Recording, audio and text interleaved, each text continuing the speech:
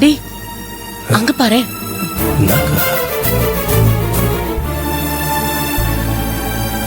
அம்மா என்ன நினைச்சிட்டு இருக்காங்கன்னு தெரியல. அவங்களை எப்படி சமாளிக்க போறோனோ.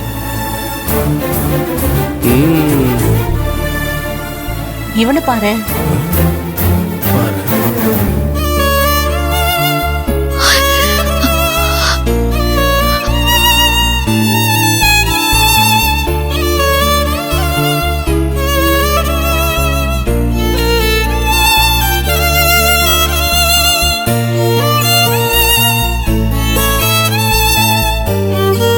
அந்த மதி அழகியோட அப்பா என்ன பேச்சு பேசிட்டு போனாருன்னு பாத்தீங்கல்ல?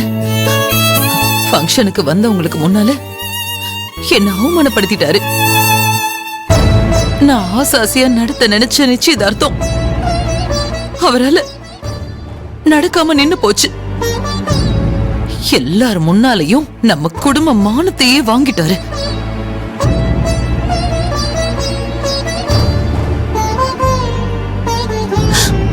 ஸ்வேதா, என்ன மன்னிச்சிரு. இன்னைக்கு மோதிரம் மாத்தி ஆதிக்க உனக்கும் நிச்சயதார்த்தம் பண்ணலான்னு நினைச்சுக்கிட்டு இருந்தேன். பாவம், நீ உன் மனசுல ஆசையோட காத்துக்கிட்டு இருந்த. ஆனா எதுவுமே நடக்காம போயிடுச்சு. பரவாயில்ல அத்தை, யாரும் செஞ்ச தப்புக்காக நீங்க என்ன பண்ணுவீங்க? இதுக்காக நீங்க டென்ஷன் ஆகி உங்க உடம்புக்கு எடுத்துக்காதீங்க அத்தை. நான் தான் மகிழினியையும் மதி அழகியையும் சேஃபா வெளியே அனுப்புனேன்னு அம்மாக்கு தெரிஞ்சதுன்னா அவ்வளவுதான், அம்மா கொன்னே போட்டுருவாங்க. அத்தை, நடந்தது நடந்து போச்சு. நீங்க மனசை தளர விடாதீங்க. நிச்சயதார்த்தத்தை இன்னொரு நல்ல நாள் பார்த்து வச்சுக்கலாம் அத்தை. நீங்க கவலைப்படாதீங்க. அது எனக்கு தெரியும். நிச்சயதார்த்தம் பண்றதுக்கு இன்னொரு நல்ல நாள் வரும் கண்டிப்பா. ஆனா எல்லாருக்கும் முன்னாடியும் போன மானம் திரும்பி வருமா? என் பிள்ளைய எல்லாரும் தப்பா தானே நினைப்பாங்க. நான் அப்படி என்ன ஆசைப்பட்டுட்டேன்? என் அண்ணனுக்கு நான் கொடுத்த வாக்க காப்பாத்தணும்னு நினைச்சேன். ஸ்வேதாவும் ஆதியும் கல்யாணம் பண்ணிக்கிட்டு சந்தோஷமா இருக்கணும்.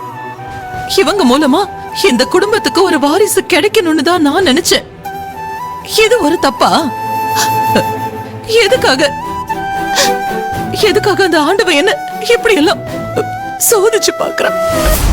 வந்தவன் ஆதி மதிய லவ் பண்றதா சொல்லிட்டு போயிட்டான். ஆனா ஆதி மகிழினியதான் லவ் பண்றான்னு நமக்கு தெரியும். எது எப்படி இருந்தாலும் இதுதான் சரியான சந்தர்ப்பம். மதியோட அப்பனை பத்தி ஊதி பெருசாக்க வேண்டியதுதான். அம்மா, நெருப்பு இல்லாம புகையாதுன்னு சொல்லுவாங்க. அந்த ஆள் சொன்ன மாதிரி ஆதி மனசுல ஏதாவது இருக்கலாம்ல. டைரக்டா கேட்டுருங்க அவங்க கிட்ட.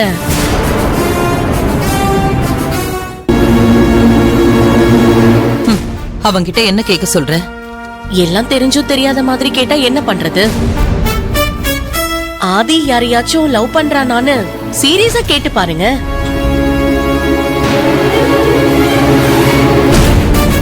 இவங்க பேசுறத பார்த்தா எனக்கும் ஆதிக்கும் கல்யாணம் நடக்க கூடாதுன்னு பிளான் பண்ற மாதிரி தெரியுதே. இவ்ளோ நடந்ததுக்கு அப்புறம் ஆதியை கேக்குறதுல என்ன தப்பு இருக்கு? காரணமே இல்லாம தான் அந்த பெரிய மனுஷன் வீடு தேடி வந்து பேசிட்டு போவாரா? நம்ம பக்கமே யோசிக்காம அடுத்தவங்க சைட்லயும் என்ன நியாயம் இருக்குன்னு யோசிக்கணும். அக்கா சொல்றது சரிதான். தம்பி வந்து ஷாம்பைன் பாட்டில் மாதிரி உள்ள சரக்கு இருக்கா இல்லையான்னு திறந்தாதான் தெரியும். சொன்ன மாதிரி தம்பி மனச திறந்து சொன்னாதான் லவ் இருக்கா இல்லையான்னு தெரியும்.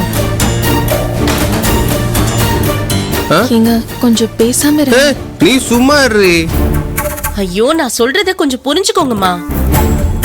ஆதி உங்க மேல இருக்க பயத்தாலதான் அவன் லவ்வ சொல்ல முடியாம தயங்குறானோன்னு எங்க எல்லாருக்குமே ஒரு டவுட் இருக்கு. சௌந்தர்யா, நிறுத்து. நீ சந்தேகப்படுறங்கிறதுக்காக நானும் என் பையனை சந்தேகப்படணுமா? முடியாது. நான் மட்டும் சந்தேகப்படல. மதியோட அப்பா வந்து எல்லாரும் முன்னாடியே பேசினப்போ எல்லாரும் சந்தேகப்பட்டிருப்பாங்க.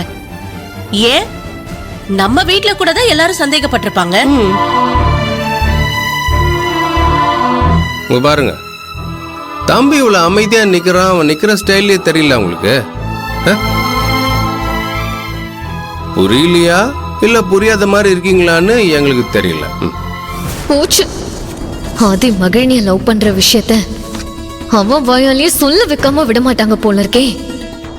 ஆதி மட்டும் வாயை திறந்து உண்மையை சொல்லிட்டா அத்தை என்ன முடிவெடுப்பாங்கன்னே தெரியாதே.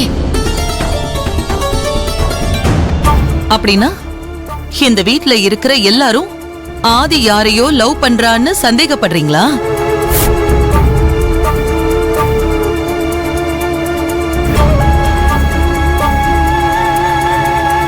சீதா, போடி, உனதான் கூப்பிடுறாங்க. இத பாரு, உன் புருஷனையும் சௌந்தர்யாவையும் பத்தி எனக்கு கவலை இல்ல. ஏன்னா அவங்க எப்பவுமே எனக்கு எதிராக தான் பேசுவாங்க. ஆனா உன் மேல எனக்கு நம்பிக்கை இருக்கு சீதா.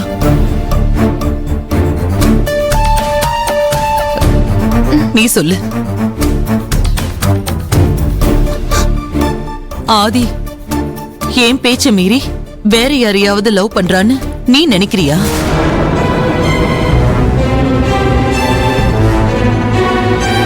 சொல்லு சீதா, நீ நினைக்கிறியா? அதான் கேக்குறாங்கல்ல, புடிச்சு வச்ச பொம்மை மாதிரி நிக்கிற. எல்லாத்துக்கும் ஆதி தம்பி அப்படி இருக்கணும், ஆதி தம்பி இப்படி இருக்கணும்னு சொல்லுவல்ல. வாயை திறந்து சொல்லு, கேக்குறாங்கல்ல ஆதி தம்பி லவ் பண்றனா இல்லையான்னு. உண்மைய சொன்னாலாவது ஆதி தம்பி அத்தை கிட்ட லவ் பண்றேன்னு சொல்லுவாரான்னு பார்க்கலாம்.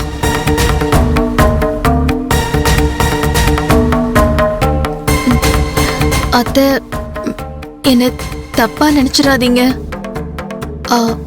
ஆதி தம்பி லவ் பண்றாருன்னு தான் நானும் நினைக்கிறேன்.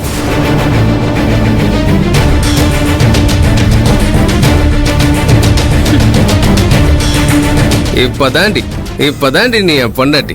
சரக்கு கேத்த மிக்சிங்.